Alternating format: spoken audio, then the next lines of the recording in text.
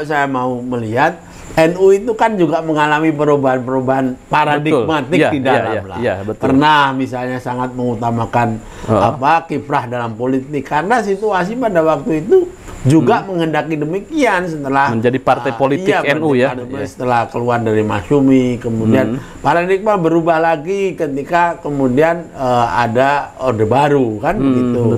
Di Ijtima Ulama Nusantara itu muncul ada Pak Alwi Shihab mengatakan bahwa aneh jika orang NU tidak memilih PKB. Kemudian ada juga statement dari Wakil Sekjen PBNU. Kiai-kiai yang menjadi jurkam PKB, kemudian juga tim suksesnya Caimin jangan bawa-bawa NU. Nah ini sepertinya ini masih belum clear ini, Prof, antara relasi hubungan PBNU dengan PKB. Assalamualaikum warahmatullahi wabarakatuh. Waalaikumsalam warahmatullahi wabarakatuh. NU bagaimana expand di satu abad ini, tetapi persoalan lokalis itu banyak problem-problem di lokal itu persoalan bagaimana peran politik NU gitu di nasional, kemudian relasi hubungan dengan yang lainnya.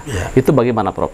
Ya sangat benar, Mas, bahwa apapun yang akan kita coba jelajahi sampai pada tingkat dunia, pada awalnya kita juga harus sangat sadar tentang posisi kita di dalam negeri juga.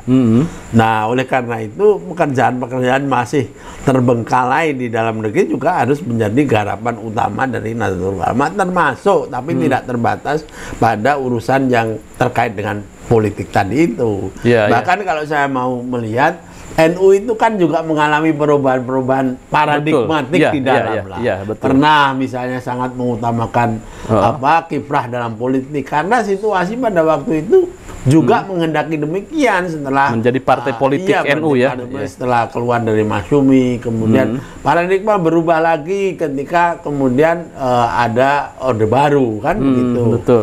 Setelah itu kemudian ada perubahan paradigma lagi agar lebih fokus kepada masyarakat sipil oleh almarhumlah Gus Dur kan, dan itu dipertahankan sampai sekarang walaupun pada faktanya juga NU tidak mungkin lepas dari kiprah politiknya yang terbukti dengan adanya partai-partai yang mempunyai afiliasi bahkan basis massa Nahdlatul Ulama.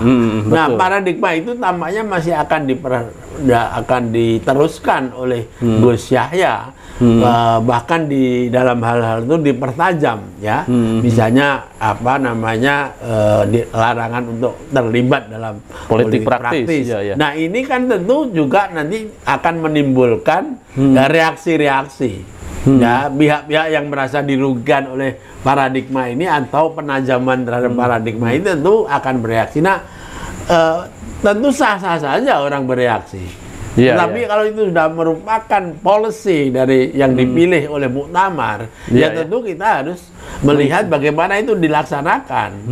Tentu tidak boleh juga kemudian tidak menerima kritik, tetapi kritik yang kemudian ikut memperkuat penggunaan atau pelaksanaan paradigma. Sehingga oleh karena itu apa yang sudah diputuskan oleh PBNU sekarang ini kita akan lihat bagaimana pelaksanaannya di dalam misalnya menghadapi Gawe 2024 dan sebagainya. Kemudian bagaimana menyikapi gairah pihak-pihak yang menggunakan NU sebagai katakanlah basis dan juga alat untuk konsolidasi dan mobilisasi politik. Sehingga ada bahkan orang yang mengatakan kalau mau dianggap NU ya harus memilih partai tertentu. Nah, seolah-olah partai yang lain yang juga ada NU-nya kan kemudian dianggap bukan NU kan begitu. Nah, ini yang kadang-kadang ya harus diselesaikan pada levelnya masing-masing. Tidak perlu ribut-ribut. Nah, kemarin itu saya sempat itu di Ijtima Ulama Nusantara itu muncul ada Pak Alwi Shihab mengatakan bahwa aneh jika orang NU tidak memilih PKB. Terus kemudian ada juga statement dari Wakil Sekjen PBNU. kiai-kiai yang menjadi jurkam PKB, kemudian juga tim suksesnya Caimin jangan bawa-bawa NU. Nah ini sepertinya ini masih belum clear ini, Prof, antara relasi hubungan PBNU dengan PKB. Itu ya, bagaimana ini? Ya memang ya itulah apa warna-warni di dalam Nahdlatul Ulama, dan tergantung kita juga bagaimana menyikapinya. Ya jangan terlalu serius juga, misalnya menyikapi ya statementnya Pak Alwi Shihab. Ya saya ya balik bertanya, yang aneh itu yang siapa? NU-nya atau PKB-nya? Karena kalau kita lihat, kalau dikatakan yang tidak mencoblos PKB, lah beliau sendiri kalau begitu kan aneh juga. Beliau pernah di PKB terus membuat partai baru. Ya artinya kan dia tidak nyoblos PKB kan. Nah iya, padahal beliau NU jelas ya, asli NU pakai shot kan. Begitu. Jadi ya menanggapi Pak Alwi itu ya kita anggap beliau karena diundang istimewa apa namanya PKB ya harus ngomong begitu. Nanti kalau diundang di tempat lain akan ada retorika. Beliau kan orang sangat pandai di dalam bagaimana apa namanya berretorika juga. Nah kalau apa namanya yang tadi ya para kiai dan lain sebagainya yang ada di dalam PKB mengatakan itu, ya memang itu namanya gimmick politik ya begitu. Tapi persoalannya kan tidak ada aturan main yang mengharuskan orang NU itu secara konstitusional maupun secara aturan main di dalam NU yang mengharuskan pada partai tertentu. Fakta memang bahwa basis PKB itu adalah NU, orang-orang NU. Iya, jadi ini retorika supaya memperkuat aja. Jadi nggak usah marah lah, biarin aja yang begitu-begitu itu. Tapi fakta bahwa PKB memang didirikan oleh PBNU itu adalah fakta sejarah, kan begitu ya, Prof? Ya orang-orang yang ada di PBNU kan, ya termasuk Almarhum Gus Dur, memang gitu. Tetapi kan kalau kita konsisten terhadap paradigma yang digunakan oleh Gus Dur, ya tetap aja PKB ini partai terbuka. Betul. Iya kan? Dan komitmen NU itu terhadap kebangsaan, kewarganegaraan. Jadi tidak ada larangan orang NU untuk ke sana. Cuma karena pada waktu itu konteksnya PKB adalah pada waktu itu adalah baru berjuang sebagai partai politik yang apa katakanlah merepresentasikan aspirasi NU. Yang pokoknya didukung oleh orang-orang NU.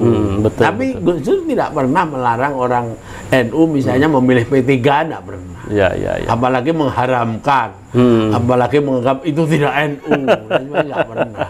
Jadi tinggal kita konsisten aja, ya. Kalau mereka mau menggunakan gimmick itu ya anggap instrumen aja, nggak usah serius-serius. Wong keluarga NU seperti keluarga saya aja. Ada juga yang di Golkar ya, yang simpatisan PDIP juga ada. Yang ke Hanura juga ada, gitu kan, macam-macam gitu. Tidak perlu orang terlalu fanatik yang berlebihan karena kita mempunyai konstitusi yang memberikan hak kepada warga negara untuk memilih. Nah, tentu soal ideologi akan berbeda lagi, ya kan? Emangnya di dalam PKS gak ada orang NU-nya? Ya banyak juga.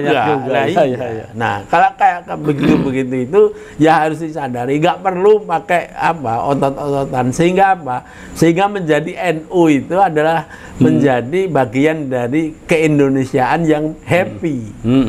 Ya, insya Allah kalau kita berpikir kayak begitu itu ya baik-baik aja. Makanya paradigma saya itu paradigma Gus Durian karena seperti itu. Ya orang boleh nggak setuju, sah-sah saja. Gitu aja kok repot kan begitu. Ya baik, Prof, persoalan NU menghadapi satu abad ini memang sangat kompleks. Di dunia internasional juga sudah menancapkan bendera bahwa NU akan komitmen terhadap perdamaian dunia dan juga kiprahnya.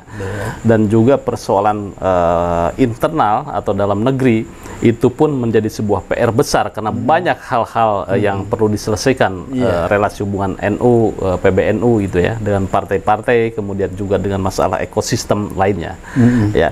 Terakhir, Prof, mungkin ada closing statement dalam 100 tahun PBNU ini.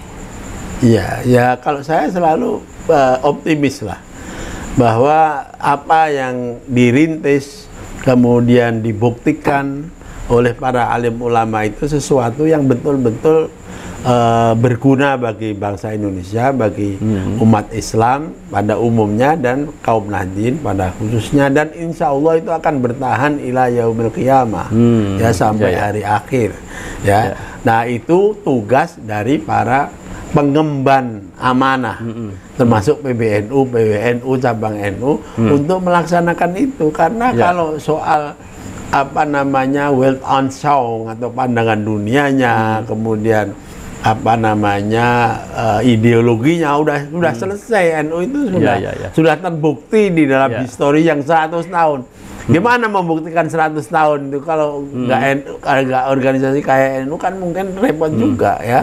Nah ini NU sudah membuktikan bahwa NU bukan saja sebagai organisasi ormas Islam, tetapi juga sebagai bagian tidak terpisahkan dari pembentuk ya negara kesatuan Republik Indonesia dan berjuang untuk mempertahankan itu. Makanya harapan saya kita ya terus meneruskan itu saja, ya sambil terus untuk menciptakan apa inovasi-inovasi, ya temuan-temuan yang akan membuat NU menjadi kekuatan yang betul-betul apa namanya dirasakan manfaatnya, baik dalam bidang pendidikan, bidang apa kultural, ya bidang politik tadi itu, ya dan juga yang lain-lainnya, sebab NU adalah bagian tak terpisahkan dari NKRI. Baik Prof, terima kasih Prof. Kita ucapkan pada Suara TV juga mengucapkan selamat menyongsong 1 abad NU. Mudah-mudahan kiprah NU mewarnai dunia. Amin. Seperti lambangnya. Amin. Bola dunia. Terima kasih. Jangan lupa like, share, subscribe pada Suara TV. Wassalamualaikum warahmatullahi wabarakatuh. Waalaikumsalam warahmatullahi wabarakatuh.